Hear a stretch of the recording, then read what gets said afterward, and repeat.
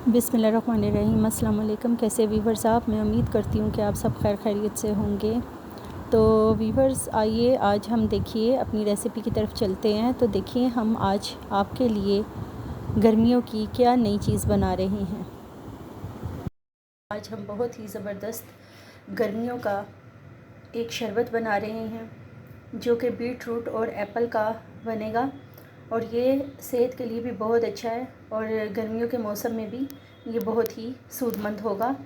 तो इसमें बहुत ही ताकत का ख़जाना है। तो आइए देखिए हम इसे अच्छे तरीके से हमने इसे वॉश कर दिया है बीट रूट को और ये एप्पल को भी अच्छी तरीके से वॉश कर दिया। अब हमने इसको पील ऑफ करना है और इसके बाद हमने इसकी कटिंग करनी है। ये देखिए हमने इसको ऊपर से और यहाँ से अच्छे तरीके से कटिंग कर देनी है। ये देखिए और अब हमने इसको पील ऑफ करना है। देखिए हम इसके छिलके उतार रहे हैं।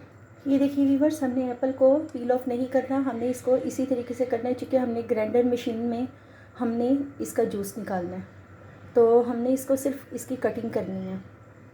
तो ये देखिए हमने इसकी इस तरह चौड़ाई से कटिंग कर देनी है ताकि हम इजीली इसका जूस निकाल सकें। देखिए वीवर्स हमने इसकी बीट रूट की इस तरीके से कटिंग की है और इसे हमने पील ऑफ कर दिया और हमने एप्पल को इस तरीके से काटा है और इसके हमने छिलके नहीं उतारे क्योंकि ये बीट रूट जिसे चिकंदर भी कहते हैं तो ये जिस्म में खून की कमी को पूरा करने की सलाहियत रखता है और ये एप्पल भी खून की कमी को पूरा करता है और जिस्म के फासद मादे जो उनसे है ना उनको भी निकालने की सलाहियत रखता है। ये हमारी यादाश्त को भी बेहतर करता है। चिकंदर के इसके अलावा भी बहुत से फ़ायदे हैं और ये जिस्म में चिकनाई को भी पैदा नहीं होने देता।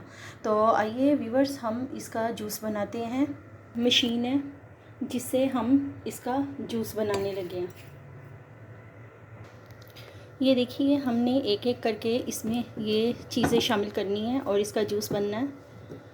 और अगर आपके पास ये मशीन नहीं भी है तो भी आप इसको ग्राइंडर में डालकर भी आप इसका जूस बना सकते हैं। बीच में थोड़ा सा पानी मिक्स कर ले इस तरीके से।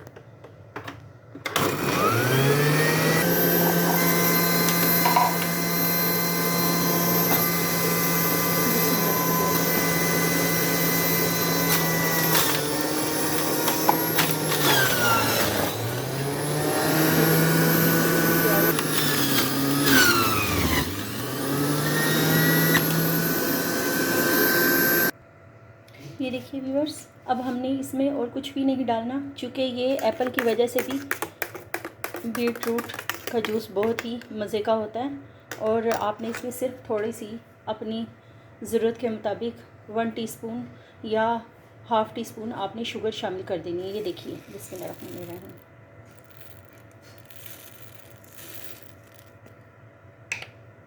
बस जितना आपको चाहे जितना आप पसंद करें आप इसमें शुगर या हनी भी शामिल कर सकते हैं क्योंकि इसमें कुछ लोग इसमें पुदीना भी शामिल कर देते हैं, अदरक भी शामिल कर देते हैं, लेकिन उससे इसका टेस्ट इतना बेहतर नहीं आता। लेकिन अगर आपको वो पसंद है तो आप वो भी शामिल कर सकते हैं। लेकिन इस तरह तो बच्चे से लेकर बड़े तक बूढ़े तक भी हर कोई इसे पसंद करता है क्योंकि इसका टेस्ट बहुत ही मज़े का आता है। आपने इसे अच्छे तरीके से मिक्स कर देना है और आपने इसे सर्व कर देना है। बिस्मिल्लाहिर्रहमानिर्रहीम। इसमें क्यूब शामिल कर देने और आपने इसे शामिल कर देना। बिस्मिल्लाहिर्रहमानिर्रहीम।